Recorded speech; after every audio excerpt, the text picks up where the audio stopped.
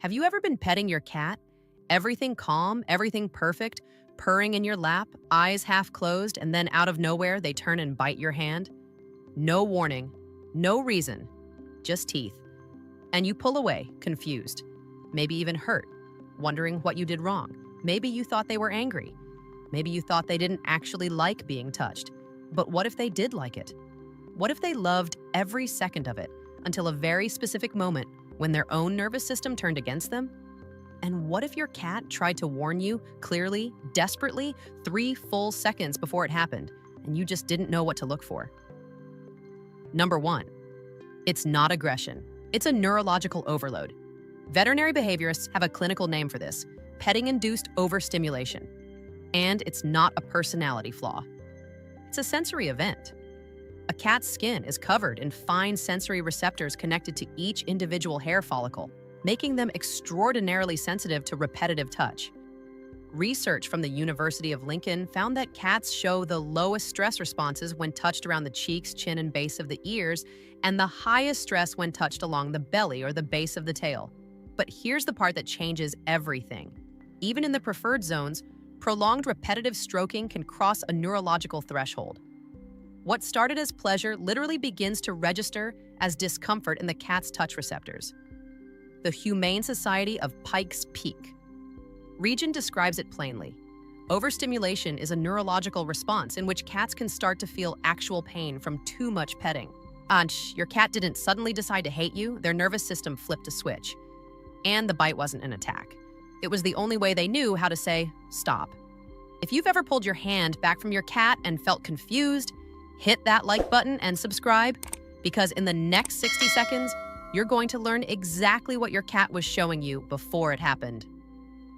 Number 2, the 3-second warning. You've been missing your entire life. Imagine you're sitting on the couch, your cat is curled in your lap, purring. You're stroking their back slowly, and everything feels peaceful. But in those final seconds before the bite, your cat gave you a sequence of signals so precise, it was almost a countdown. First the tail, it was resting still, and then it started to twitch. Not a big wag, just the tip. A single, rhythmic flick against your leg. You didn't notice because you were watching television. Then the ears. They were facing forward, relaxed, but now one rotated slightly to the side. Not flat, not pinned back, just shifted. Like someone turning down a volume dial. You didn't notice because their eyes were still closed. Then the skin. Along the back, right where your hand was stroking, a ripple moved across the surface.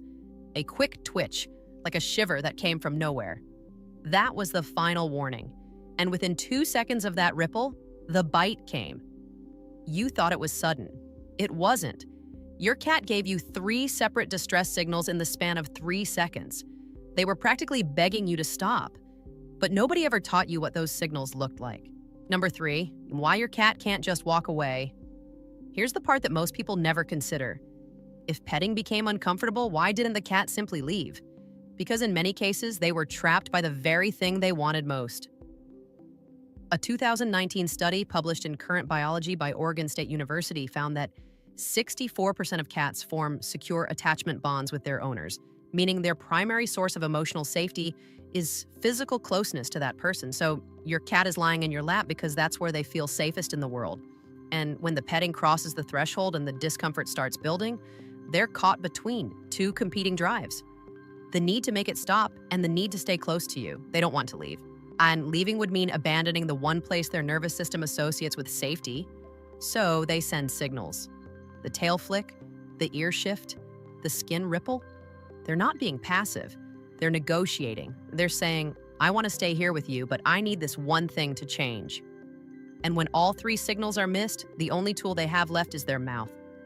If your cat is behaving oddly and you're unsure why, tell us in the comments. Using detailed research, we'll make a video on it. Number 4, the bite isn't the betrayal. Ignoring the whisper was. And this is the part that rewrites every memory you have of those moments. Every time your cat bit you during petting and you flinched, pulled away, maybe said no or put them on the floor, something happened that you didn't see. They looked at you, not with anger, not with satisfaction, with confusion. Because from their perspective, they asked you 3 times to stop. Gently, quietly, in the only language they have, and you didn't hear any of it, so they used the only word left. And then they were the ones who got punished for it. Think about how many times that cycle repeated. The closeness, the overload, the silent warnings, the bite, the rejection. And through all of it, they kept coming back to your lap. The next day, the next evening, every single time. Not because they forgot, but because being near you still mattered more than the risk of being misunderstood again. Number 5, now you know the language, and everything changes tonight. Starting tonight, you have something you didn't have before. You know what the tail flick means. You know what the ear rotation is saying. And you know that the skin ripple is not a random shiver, but the last plea before the only option left. And all you have to do is stop. Lift your hand, let it rest beside them. Don't move away, don't put them down, just pause. Let them stay in your lap with the warmth and the closeness and the safety without the one thing that was making it hurt. And when you do that, when you answer their whisper instead of waiting for their shout, something shifts between you that no study can fully measure.